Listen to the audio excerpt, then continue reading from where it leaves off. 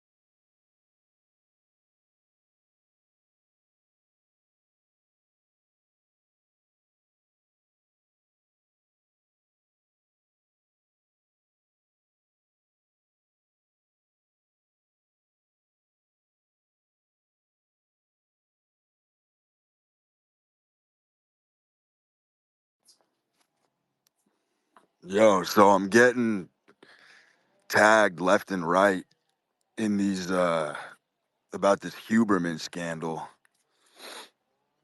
Everyone wants me to fucking weigh in on it. I mean, first of all, I don't understand how anybody is baffled by this at all. If you have if you've lived at all in the real world, I mean, where's the shock here? Where's the shock? Especially if you're familiar with my work. Because I've been telling you guys this for years. I've been telling you that men have an explicit kind of depraved nature. All men have a degenerate nature.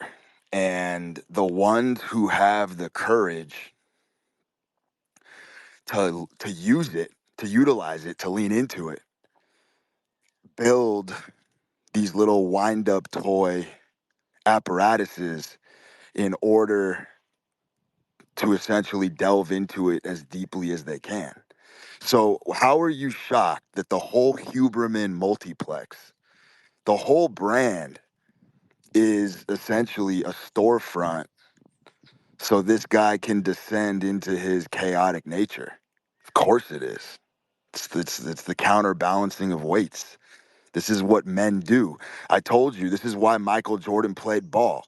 This is why Michael Jordan built the greatest shoe complex of all time, so that he could lean into his depraved nature and fucking gamble endlessly.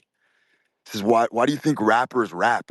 Why do you think rappers make smash hits? So they can be around drugs and women all day. You know what I'm saying? Everything that a man builds, construction wise, is always a mechanism so that they can live the way they fucking want to live.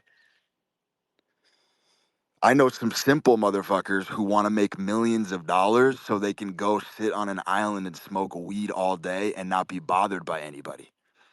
And I tip the hat to that. I 100% tip the hat to that. Because like I've always said, once you win the game, you can do whatever the fuck you want. So I don't have any fucking I have zero moral judgment against Huberman and what he's up to. Sounds like he was spinning a bunch of plates. Sounds like he was involved in some dalliances with a bunch of different women. Got himself embroiled in some different trysts with different women.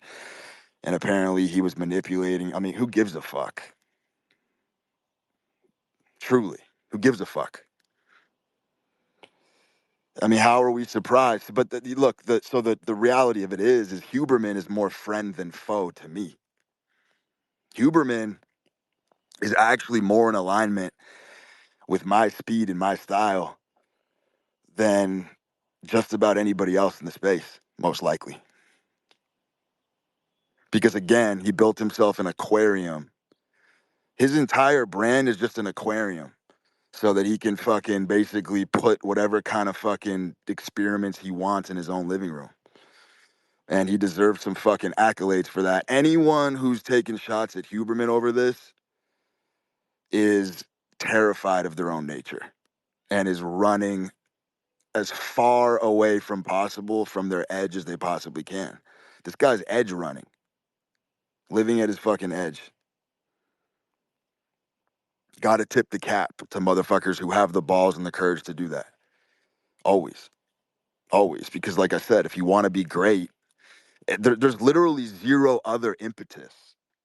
You will never, ever be able to debate me on this.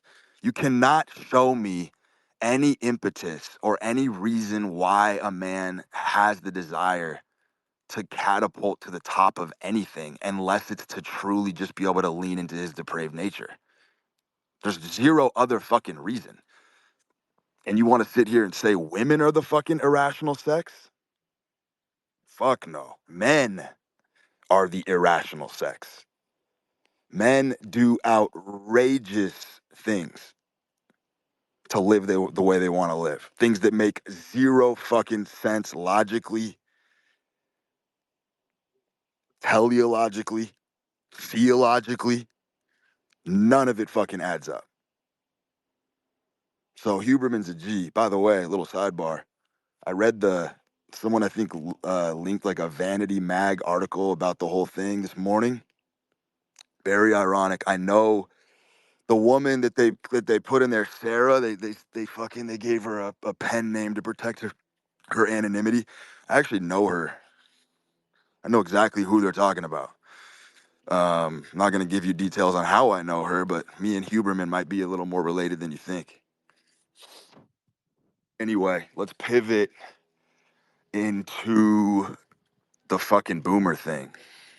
Let's pivot into the boomer thing. So the boomers, they have created the modern economy. You can thank the boomers for the existence of crypto. You can thank the boomers for the explosion of gambling, degeneracy, whatever the fuck you guys want to call it. You can thank the boomers because it all goes back to what I said. Boomers, what they did is they tried to put vice grips on their kids. And they, first of all, I've always told you this, boomers were the most psyopped generation in history. They were wrong about everything. They had their instincts hijacked by the media. They really did. They had their fucking instincts hijacked. It was the first generation that you saw where women, this is when you knew it was going all downhill. Here's the fucking landmark in history. When women got bamboozled by the media into not breastfeeding and falling for the marketing campaign of Gerber's plastering a fucking little baby on a fucking jar of Zogslop. And women legitimately actually believed that they were feeding their kids a Hallmark premier quintessential diet. And they stopped breastfeeding. That's genuinely when you knew it was a wrap. That's when you knew how powerful the media really was, because the media genuinely convinced millions and millions of women that Gerber's baby food had more power in it than their own fucking breast milk.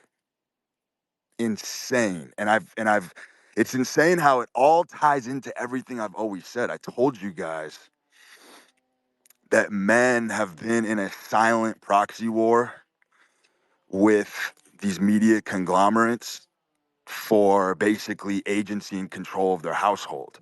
And when women don't have strong leadership in the household, they're going to get their sculpting and molding from these fucking megalithic corporations.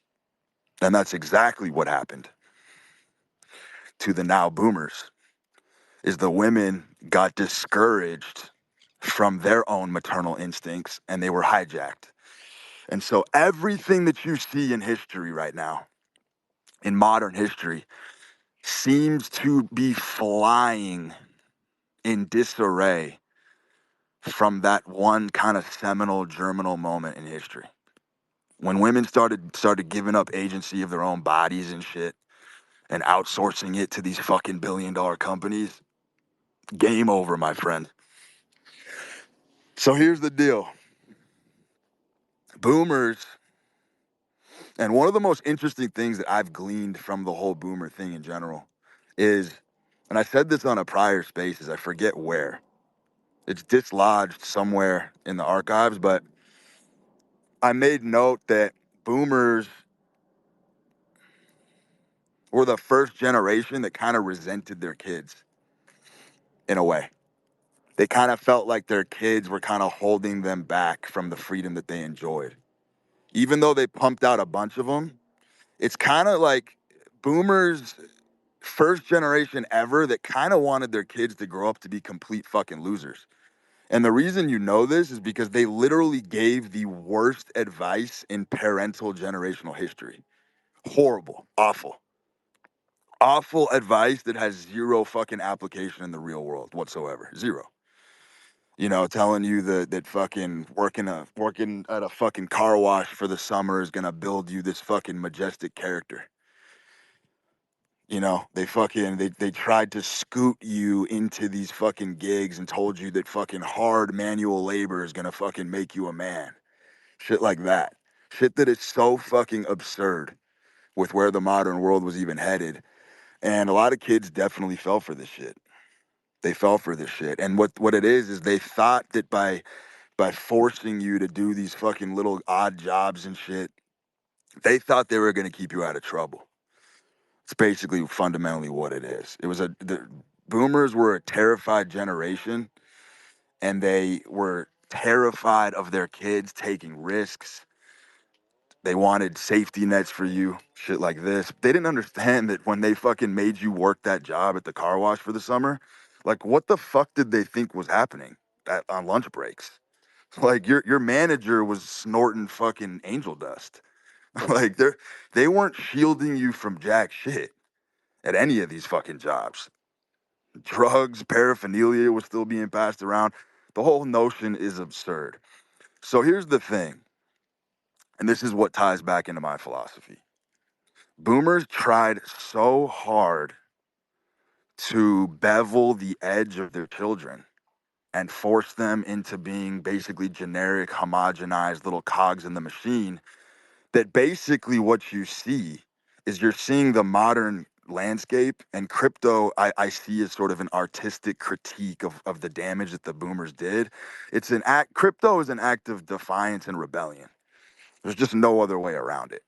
It's a mockery is what it is. It's a form of mocking the modern system and just how gay everything is. And so you've now got kids that are literally in their pajamas printing money from their living rooms wherever the fuck they want. And this is a nightmare scenario for the boomers, by the way. Nightmare scenario. Because I've always said this, dreams don't ever come true. Dreams do not come true. Nightmares do, though. Nightmares do come true. And that's why you got to be very cautious as a man as to what your nightmares are, because you will summon them. So we are now living in the dystopia, the very future that the boomers were trying to shield and protect us all from. We're now there. It's now spawned. It has now happened. It has accelerated at an asymptotic rate. And this is the true boomer nightmare right now. Manifested before their very eyes. What did I tell you guys? I told you the more you tried to prevent something from happening, the greater chance it's going to happen.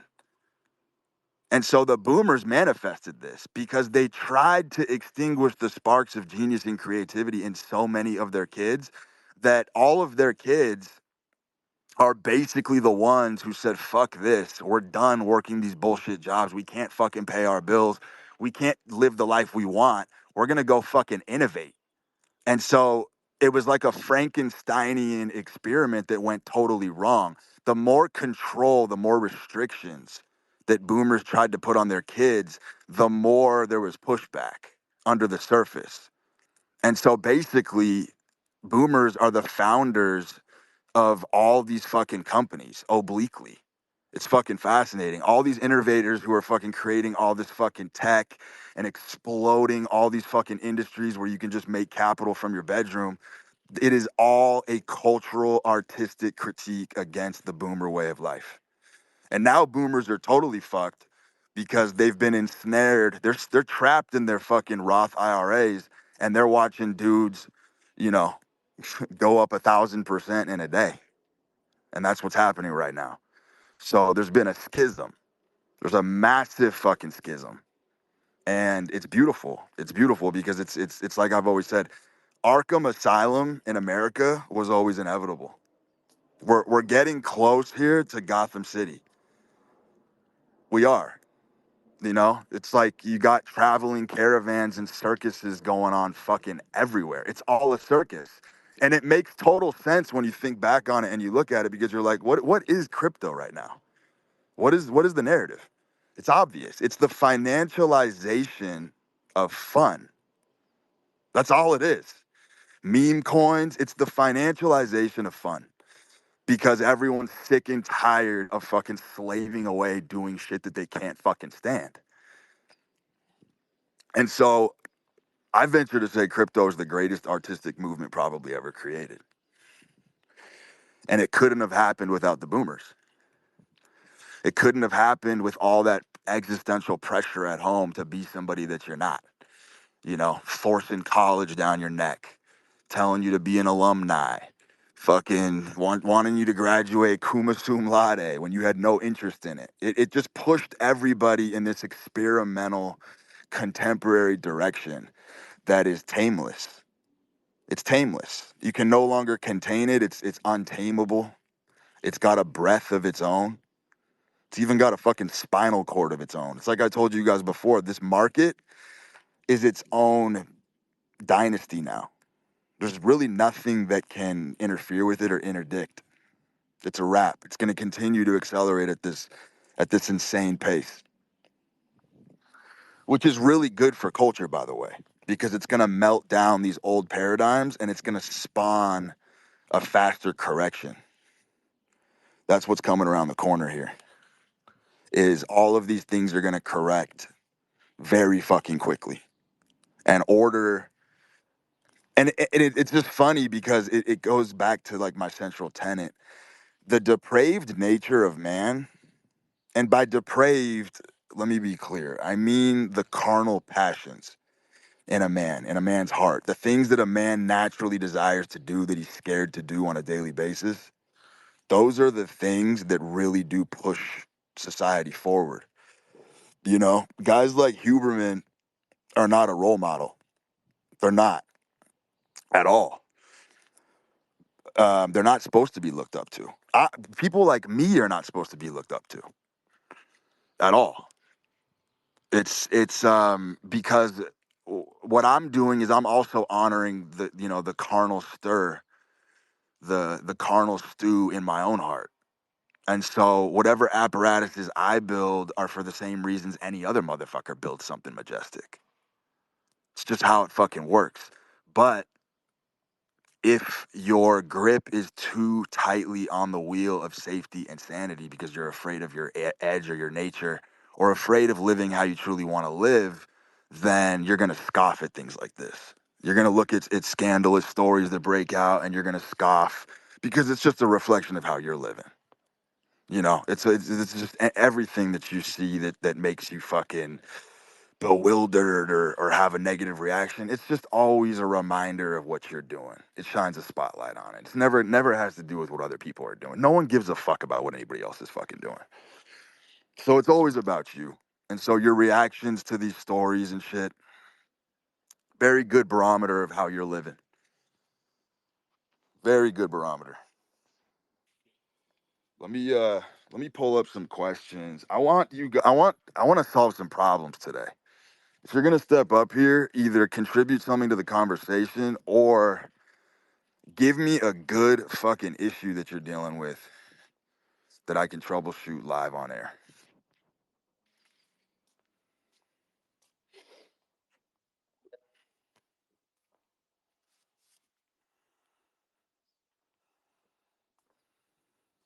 Hello? Can you Yo, hear me? what's up? Yeah.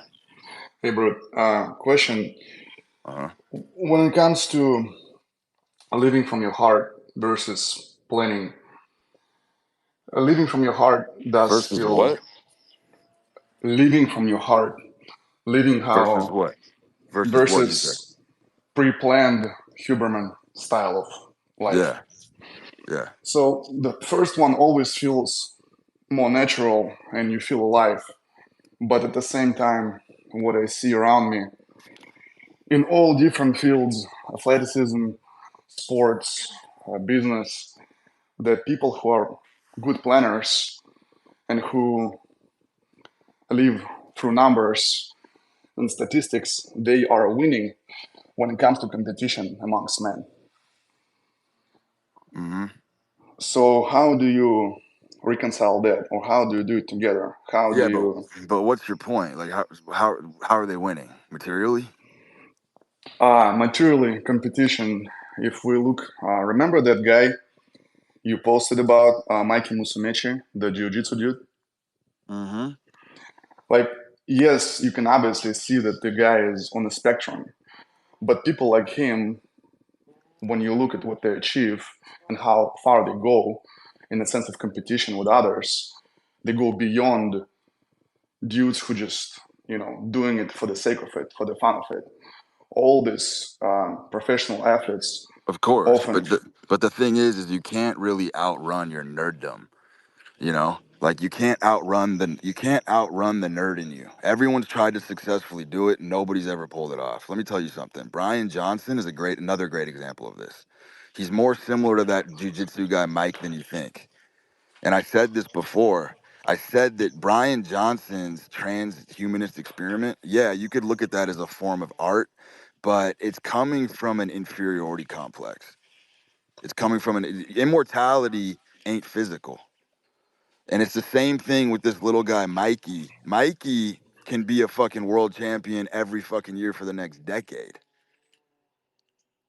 Do you think, and this is a fucking rhetorical question, because this is the fundamental of what every man wants. I don't give a fuck what anybody says.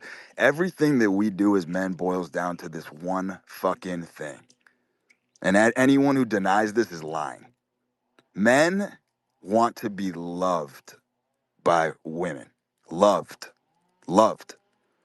Not just fucking, because we've seen every pickup artist who fucked tons of women always pivot because of the shame and disgust of not being truly loved by a woman. Infatuation. Men want a woman who's infatuated with them. That's what a man wants. And you look at some of these figures who basically brave and wade through all the bullshit in life and they get to the top and they still don't get the infatuation.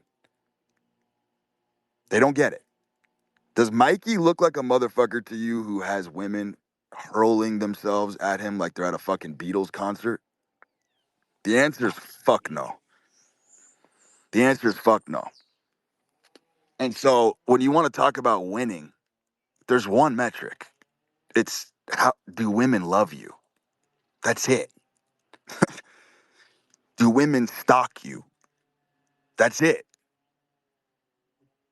That's the only fucking metric. Because I've always said this, and this is what men really don't fucking understand. And it blows my mind that they don't get this.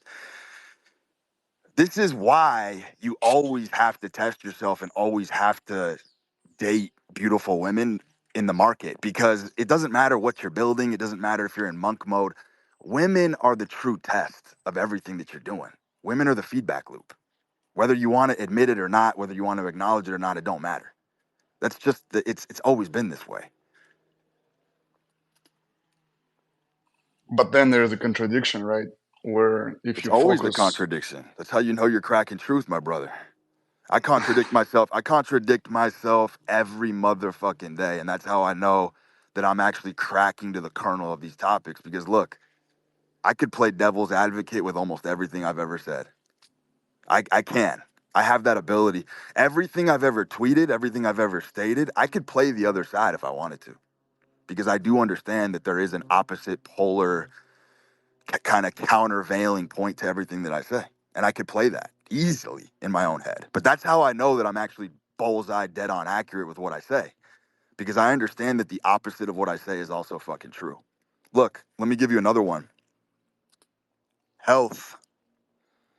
People that are leaning heavily into health and like get obsessed with health protocols and shit, they are also afraid of their edge. because you got to be careful what you wish for as a man. If you are injured, even at a psychic level, it doesn't have to be a physical injury. You could have psychic wounds in your head, and you go to great lengths to heal all those things. You might not like the person that you become. You got to be very careful what you wish for as a man. You can use wellness. You can use the concept of wellness to become a lesser version of yourself. And that's the interesting thing is like you really as a man don't want to shake and tinker with the system. Because look, I operate from the premise always that as a man, you really don't fuck. You do not want to fuck or tinker or try to fix the pathologies that your mind gives you. Because these things are assistance mechanisms. These things, these quirks that you have, these illnesses that you have, they are there to assist you in helping move your life forward. And there's some terror about this in people. People think that they have to fucking get rid of their ADHD. They think that they have to tame all these things. And what do you see happen? I've seen men get really healthy, by the way, and their productivity plummets like 99%. Suddenly they don't even know who the fuck they are anymore. I've seen guys literally fucking totally flip the dial and become fucking fitness enthusiasts, fitness fanatics, get objectively healthy as fuck, run their bloods, their test is fucking burgeoning, their fucking DHT is through the fucking roof. And these guys now literally can't even make a sale or get a bitch. What happened? You fucked with the system that was working.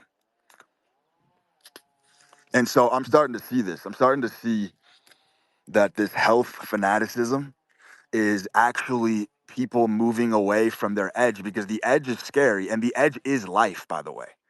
Like people don't seem to understand that the edge is actually your wellspring of health. Your edge will carry you forward even in a wounded state. You know what I mean? And so, look, it's ironic. You want to talk about paradoxes and contradictions. It's ironic that the healthier some of these motherfuckers get, the more they're actually dying. You know what I mean? And there's other guys who, when they're wounded by life, they come alive. They only can start living truly when they've been wounded, when they've had their hearts wounded, when they've had their psychology wounded.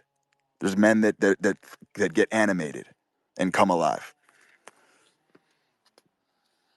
And so it's all about the edge. It's everything is about keeping that fucking edge razor sharp. Everything for a man. If you want to move past baseline, and that's like the problem. We want to talk about these great figures. You brought up Mikey. I'm talking about fucking Brian Johnson. I'm talking about Huberman. I talk about all these great figures. Here's the reality of it. I've witnessed monstrous transformations in my life. I've seen people make monumental transformations. And the purpose of a transformation is not really in the transformation itself because every man does have a set origin point that they return to. No matter how vast or colossal your transformation is, a man is always going to go back. There's like a set point in time you're going to return to, kind of like ducks in a row. As soon as there's a disturbance, all the ducks fall into place. Man is no different. But here's the thing. The deeper the transformation, what it does, the value in it that people miss is that it actually tows that origin point that you're set to forward a little bit. So that when you do return back to that origin point, you're pushed a little bit more forward than you were before. So man is always towing a sled behind him. There's always a sled. Your past is always haunting you. Your traumas are always haunting you. And I mean, dude, again, metaphors are the fucking best depictions of life. They talk about how things are weighing heavy on you. It's when you have big problems or you're solving a challenge or you're tackling a feat. People say it's weighing heavy on me. Yeah, well, that's what I'm talking about. It's you towing your past behind you does have that cumbersome feeling to it. And so that's why it is the Lord's work to make these monumental transformations, because it's not about it's not about really where you land on the transformation. It's about pulling that origin point slightly forward so that if you do regress, because everybody regresses, you just kind of land further forward than you were before. People say life is about 2 steps forward, 1 step back. I say it's the opposite. I say it's the total and complete opposite. I think the goated paradigm is actually 2 steps back, 1 step forward. And it's ironic and it's a paradox, because if you run the math on that and you get your scratch paper and you go and you get a fucking abacus and you fucking run the numbers on what I just said, you're like, wait a minute, 2 steps back, 1 step forward. That means you're not making any progress. Wrong. Completely wrong. Because of that intangible spirit that you gain along the way, eventually makes you hopscotch fucking 10,000 steps forward. Like you'll make a quantum leap in a moment in time that you didn't even fucking think was possible.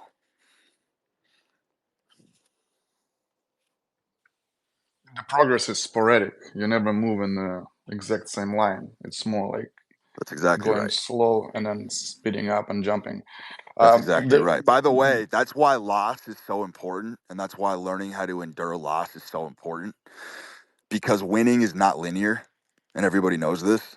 And that's why when people are winning at a furious rate and they're stacking up wins, we all have this natural human desire to go on a bender of self-destruction. It's why people will go fucking party and do drugs and have hardcore weekends and shit, because we all subconsciously know that when you go on a bender, it's it helps you recuperate.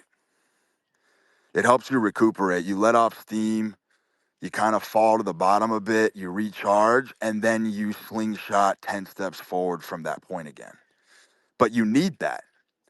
You need that because, like I said, you can't hold on to the feelings of winning. It's too immaterial. emotional pain is one of the best motivators to do better. But going back to the approaches, when you just make let's say an example with weightlifting, Olympic weightlifting, you had your own method, you're ripping maxes all the time, Hmm. despite whatever was saying, you were successful because of that. If in hypothetical situation you have this nerdy guy who comes to you and tells you, look, I'll build this fucking protocol for you. I promise you, in 6 months, you'll be able to lift much, much more than you ever could have. And you will, overcome your potential, whatnot, without any steroids and so on and so on. But you have to follow meticulously this program I wrote for you, I can't do it. I even though can't. the win will be guaranteed for you. Yeah, I can't do it. I won't do it. So you will choose your heart and the way how you like to do things Every time. over Every time. winning the Every, competition. every time. It's my way or no way. That's how it has to be. So That's how it has winning to is be. not the most important part in a way. No, I disagree with you because look, winning like that, the stubborn, like pig-headed mentality is pretty goated for many reasons. And one of the reasons that it's goated is because you actually create a gravitational pull that is so fucking powerful, you become like a black hole. You suck in a lot of debris, you suck in a lot of trash. You got to deal with a lot of negativity and hate on that path, obviously, because you're going to hit a lot of resistance points. But you also suck in a lot of good shit too. And if you have a good filter and you're a strong personality, you can learn how to take in the garbage and not really have it affect you. Look, this is like the whole fucking point, and I'm glad you're bringing this up because it's leading me into these tangents that are important because everything is tangential. What I'm really saying is, and I've observed this at the literally the most molecular level, is that the male mind is literally primordially suited for being able to block out noise. It's everything is about blocking everything the fuck out except your own concept. Like that's literally it. Because you look at high performers, you look at everybody fakes themselves out. Everyone psychs themselves out when they get really close to their goal. I think I said this on my last spaces. People fucking people will literally be knocking on the door of achieving their goal, and then they go into full fucking panic mode. And what changed? Nothing. It's just the voice in their head is terrorizing them. So like for me, I don't want to contaminate my work or my heart with other people's voices. That's why I wouldn't take the fucking kids protocol. Because to me, I look at it as contamination. I look at it as contamination. Completely. It's why I don't read anymore either, by the way. I stopped reading. Like I literally just don't read. I skim shit, but like I just really don't really give a fuck what too many people have to say about anything. I don't care at all. Thank you, man. Thank you. Of course. Bang bang. Yo, Lorenzo. Can you hear me? Yeah, I'm with you. All right. So I would like to ask, I remember a while back, like this kind of relates to what you're talking about now, but you talked about the maximization of entropy for men. So like when a man is trying to maximize entropy, whether on purpose or like by accident, he'll go on that bender, he'll like root himself into this spiral of self-destruction, and that got me thinking, when women go through like a supposed like hoe phase or something like that, is that just the female equivalent of like maximizing entropy? Like I'm curious about that. Well, yeah, of course. But the hoe phase for women is really just a cry for help.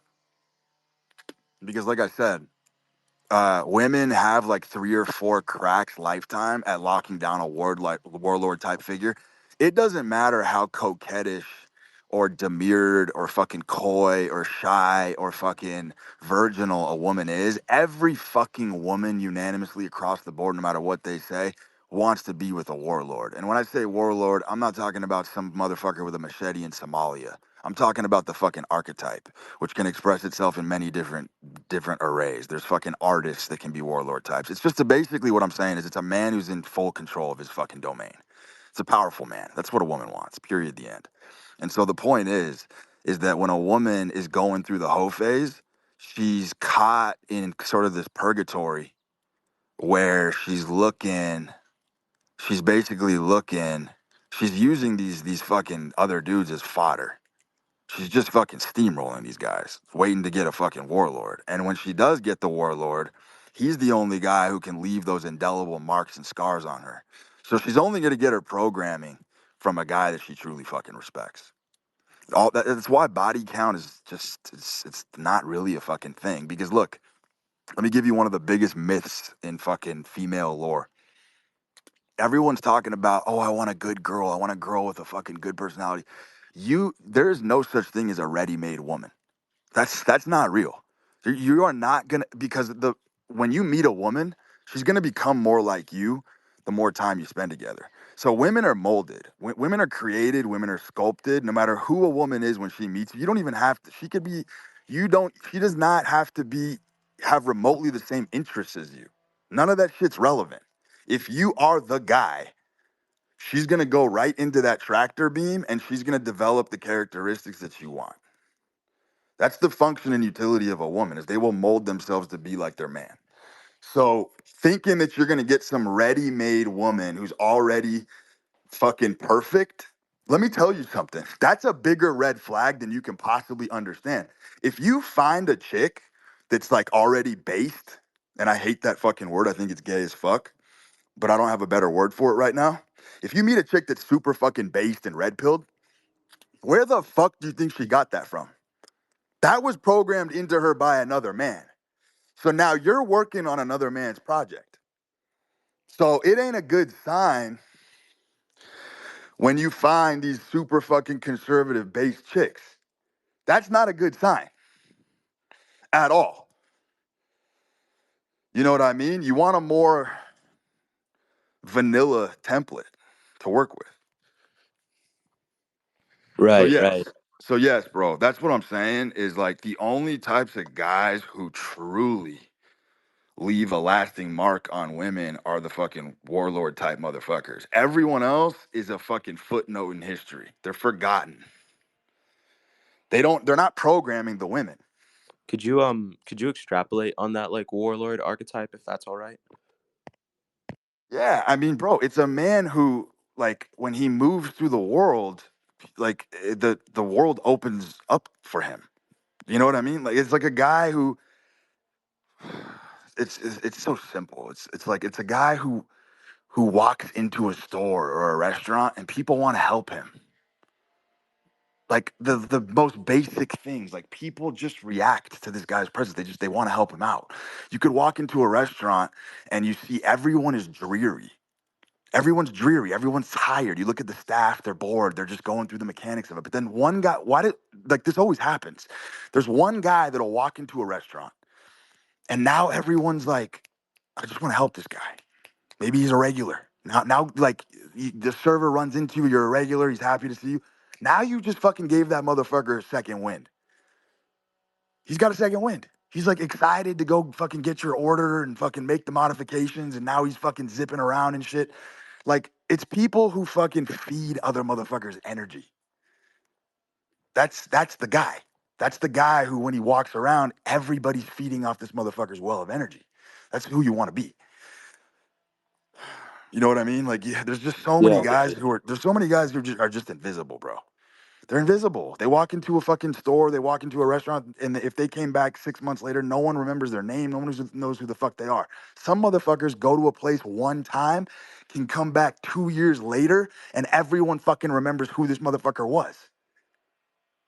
Right, right, right. Would you say that Inexplicable. But that has more influence and impact on a woman than anything else. Because women observe all this shit. Women really, in its fundamental form, women really look how other people treat a man. And that's how she like she gets most of her feedback from that. Like she yeah. looks at how other people respond to you, and that's what gives you the status and the social proof. It's all about that. It's all about that. And then look, I'll go a step further. The best game works really well on mids, by the way. But it doesn't work well on hot women because it goes back to that tweet that I had the other day where I said it's the deranged, it's the profane, it's the flaw that seals the deal. That's exceptionally true with hot women. You, as a man, the the part of you that's gonna get a beautiful woman is the flaw. It's not the immaculate presentation. It's the fuck up. And also, like, I feel like boomer parenting, like you were saying earlier, because basically what boomer parenting was, it was like a castration of a lot of that, a lot of those flaws and like inherent. I don't want to use the word vitality, but it's almost. I feel like boomer parenting really psyopped a bunch of like guys into denying their flaws and trying to have this sort of like idealization of themselves and the woman that they're pursuing, like Dude, you in nailed it. contrast to what you're saying. Dude, you nailed it. Boomer parents were freaked the fuck out when they would see a flaw in their child. They would like want to fucking put you in therapy. Oh, we gotta fucking correct this. They're just trying to overcorrect everything. They're trying to fucking correct everything about you. That's literally what it was. That's a fact. You're 100% dead on. But to go back to my other point, um, like when I first met a woman, I would immediately, within 5 or 10 seconds, start just racist as fuck and dropping the word faggot constantly. Not not to be fucking flamboyant, but just to weed out all the bullshit up front. You know what I mean? And I've never had a negative response from that in my entire life. Right, because like you're what you're doing is exactly what you're saying. You're making that impression, and that warlord archetype you're speaking of he's going to impress his will upon those values that she already has. So like if she comes dead set with those values either got impressed into her or it's a sign of like some sort of pain. And that's another thing that like the boomers couldn't conceptualize, is that when she accepted all those values in the first place, like if a boomer parent's raising you perfectly and there's like some sort of pain in that dichotomy, that's the wrong word, but if there's like pain there, she's going to be impressed with those values. You know what I mean? Yeah, exactly. That's a fact. That's a fact. I mean, I just look at these guys who go on these, like, you can see it. You'll be out and you can literally tell a couple's on like a Tinder date, and the dude is always just sitting there with his hands folded on the table. He looks like so well put together. Looks like he fucking took 2 hours to get himself ready. And I'm just like, fuck, man, this guy completely doesn't fucking get it. Like, it's not about what you're wearing. It's not about any of that shit. It's not about your posture. None of that shit matters. These guys are fucking sitting up like a meerkat, spine is straight, trying to look like a fucking tough guy. Dude, I'm in the booth across from them, laying down, basically leaning against the booth like it's my fucking living room. Like, who do you think's gonna have a more successful time with a woman? The guy doing that shit or the guy who literally thinks he's doing a fucking audition? Absolutely. You And know what like, I mean? You got to just get this shit out right away with women, because the problem is that who you are when you meet a woman, you cannot pivot halfway. It's never going to work for you. And that's the problem, is these guys will come out with the greatest mask presentation you've ever seen, and then 6 months down the road, they pivot and show who they really are, and it's game over. You might as well just come out the gate, be who the fuck you are from the jump, and it's the flaw or the quirk or the fuck up that's gonna land the chick anyway. It's like it's gonna create a spark in her. Not so all would the time, not all the time, but it's your highest percentage chance of getting the woman that you want does actually stem from that fuck up, from that thing that you did totally incorrectly that wasn't by the book. absolutely. It's So like, ironic as fuck. yeah, like just to like last thing I'll say is like, would you say that the women who come preset with those conservative and like base values, when they are searching for a man, they'll end up choosing, like, it's almost an oxymoron. They'll end up choosing like a weaker man, like a non-warlord archetype, because the values have already been impressed upon them. Exactly. That's exactly what happens. Exactly. So it just creates that inversion. 100%. It's the same thing with women with a lot of money. They'll fucking rescue a loser, like fucking Kevin Federline, Britney Spears. You got fucking J Lo banging younger dudes. A couple of Paris Hilton, like these billionaire heiresses. They have this fucking complex where they love to rescue a fucking loser from the gutter. They love it. Thanks, Brooke. Yep.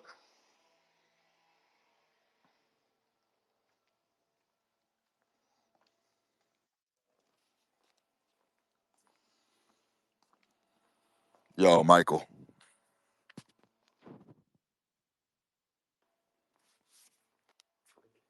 Michael, you're up. Oh, my mic was off. Brute, this is a fire space. Thanks, dude. I appreciate it. You answered my question that I had requested to join with a little bit with that previous response. Hmm. But just for some more color, would appreciate some examples of those flaws. What are those flaws, those imperfections? What are some examples? What did you see in your life? Bro, it could be something so simple as you're fucking you're at the gym and you're wearing a fucking wife beater and you're fucking doing power cleans and you get the fucking knurling dirt. You get the dirt from the fucking knurling on the iron on your fucking wife beater, and you got like a black stain. But you got a date in 30 minutes. And what most men do is they see that and they know they got a date and they rush home and have to fucking they'll fucking put some fucking cleaner in it and fucking try to wipe it out or iron their shirt or change their shirt. Bro, if that happens to me organically, naturally, before a fucking moment in time like that, I'm just gonna fucking blaze out like a bat out of hell and go to the date with the fucking stain on the shirt. I don't give a fuck. That shit's never affected me. It doesn't affect anybody. Like, This is, dude. It's fuck. I've always said this. As a man, your literally main job, your 24-hour job as a man, and this is unanimous, is to always be ready. Men don't get ready. Men don't fucking get ready. You don't have to look in the mirror. You don't have to fucking worry about any of that bullshit. Women have to get ready. Women get ready, and the more time a woman puts into getting ready for you on a date, the better it's gonna go. And guess what? The least amount of time that you put in to get ready on a date as a man, the better it's gonna go. Everything's the fucking exact opposite. So if you want to create that polarity, which I'm giving you a great example, imagine a woman showing up to a date and she's fucking dressed to the nines and she's all glamorized and beautiful, and you're just in fucking sweatpants and a dirty wife beater. It's just polarity. Like there's no other magic in it than it's the exact opposite of what she's doing. So of course it's gonna create fucking some mystique of chemistry. Like that's my whole point. And that's a crude example. I'm not saying to intentionally do shit like this, but I'm saying if that shit happens or I got a fucking stain or whatever, I'm not worrying about it. It's like you say, like metaphors are the best examples or the best way to get these concepts across. That's a perfect literal metaphor. You're It's a wearing a dirty wife beater. You didn't prepare. She's dressed to the nines. Polarity. And that's what I think a lot of people lose is we lose this polarity. And so much of what I'm hearing in your space and in your message is get back to who you are. Quit doing other shit for other people. Connect with your core nature, which puts you in touch with that masculine polarity, which dudes have lost. Yeah, you got to be shameless with it. And like, if a woman tries to tease you or make a commentary about you showing up to date at that, then you come back and fucking tease her back. Like, it's just so simple. Like, there's never gonna be a situation where you walk into a situation like that and you get nuked. Like, it's just a winning formula every fucking time. I've literally seen it happen so many times that I just know it's true. Just be more yourself. Be less afraid of judgment. Yeah, dude. That's what I'm hearing. As a man, that's what it's like. The whole ethos of it is like it's hard to articulate, but it's like it really is about who you are when you're in that repose, when you're in that resting state. It's not about the jacket. It's not about your haircut. It's not about any of that. It's about who you are when you look into her eyes. Like a woman will just know. She'll just fucking know. It's kind of like in the wild. I heard some interesting shit a while ago about how tigers, like big cat predators, when they're in the wild, they'll actually sometimes gaze at their prey in the jungle, and the gaze alone, like a fucking small monkey or some shit. Let's say a fucking leopard is hunting a monkey. A monkey will lock eyes with the fucking leopard, and they will actually stare in the eyes for a brief second, and they will physiologically start to shut down. The whole system literally starts to erode and collapse. And it's almost like they get into this submissive surrender posture where they just know it's over. They know they're about to be pounced on. It's a very similar, the oxytocin exchange between men and women is similar. When a woman looks in a man's eyes, she can literally see your entire story. She knows exactly what you're thinking. She knows what you've been through.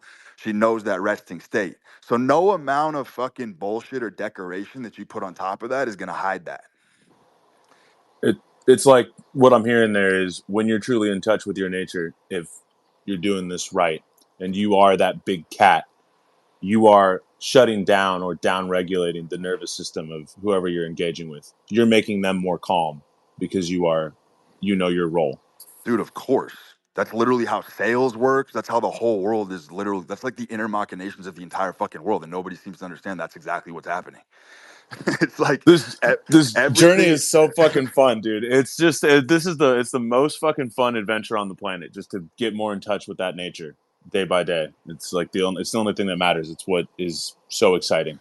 Dude, it is. And honestly, like the one thing that I've wished for every man that listens to me is I really do hope one day they can actually be face to face with a woman they love and legitimately just feel comfortable in their own fucking skin.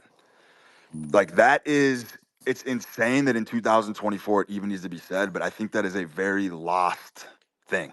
I don't think many people really experience that anymore. I think people are squirming in their own fucking skin at all times because they don't know who they are. But when you really know who you are and you live by it, it changes everything for you. That's the only way that you can ever love somebody is you've got to love who you are, which brings us back to you've got to get in touch with yourself. So how do you, Brute, what is love to you? Like, let's just say romantic love. How do you know, so to speak? It's a good question, man. It's just about having that urge, I think, to just provide and care for, man. You know, not from a place of savior complex, but just from an offering of my strength. 100%. I mean, I think the savior complex is relatively goated to a degree in the modern market because, I mean, look, I look at any woman who's working like a shitty job. I look at that as like a marketing campaign. She's just basically she's sticking herself in a high foot traffic environment where people are walking in and just like who's gonna fucking rip me out of here. Like, bro, that's what men need to be doing for real. Like successful men need to be going and fucking plucking these chicks out of the fucking workforce. Yeah, dude. That would make the Yeah, world a fucking much better place pretty fucking I'm quickly. with you. It would. That's all the questions I got for you, dude. You answered. It's good to hang out with you, man. I appreciate it. Let me let somebody else hop up here. Yep. Later.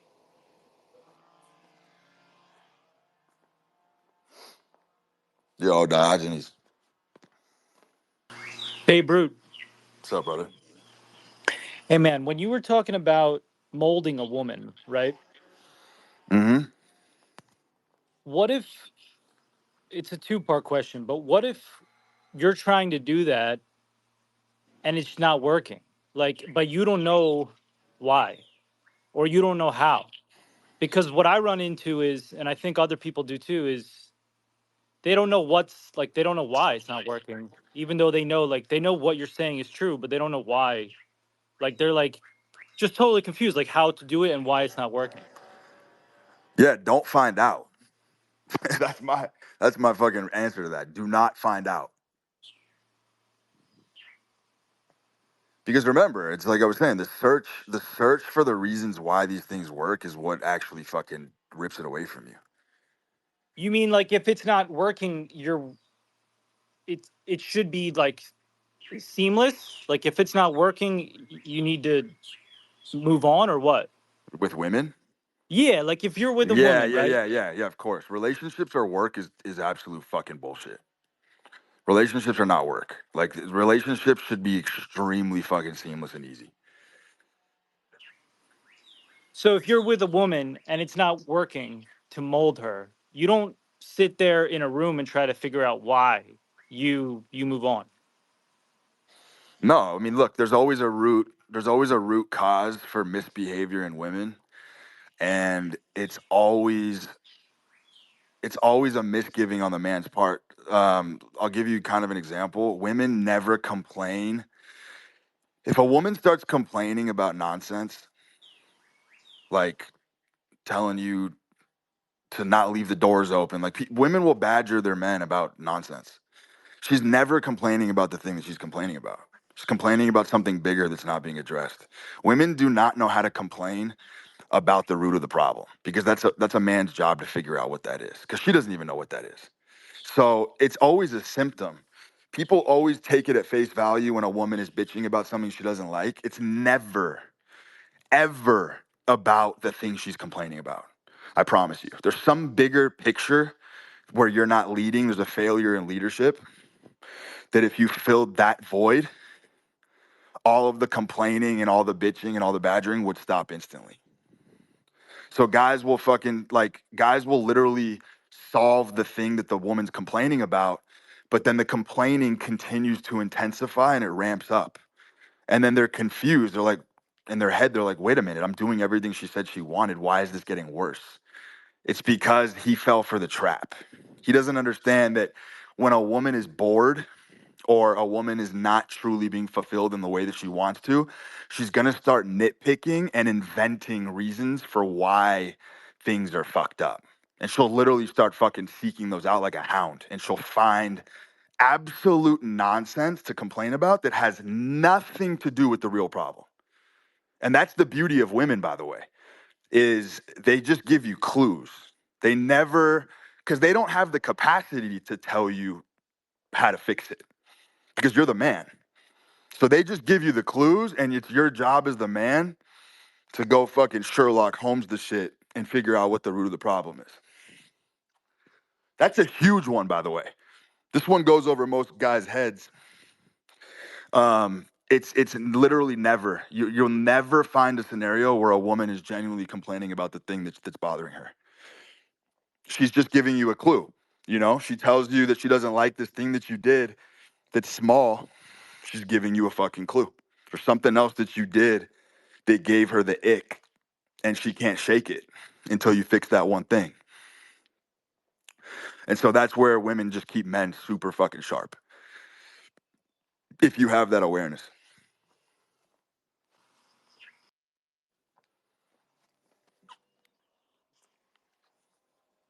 Did I lose you? Yo.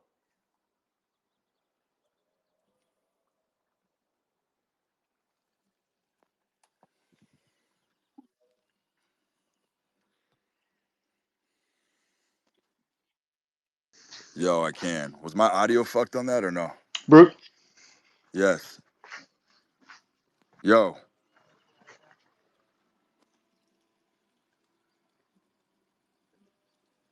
Yo.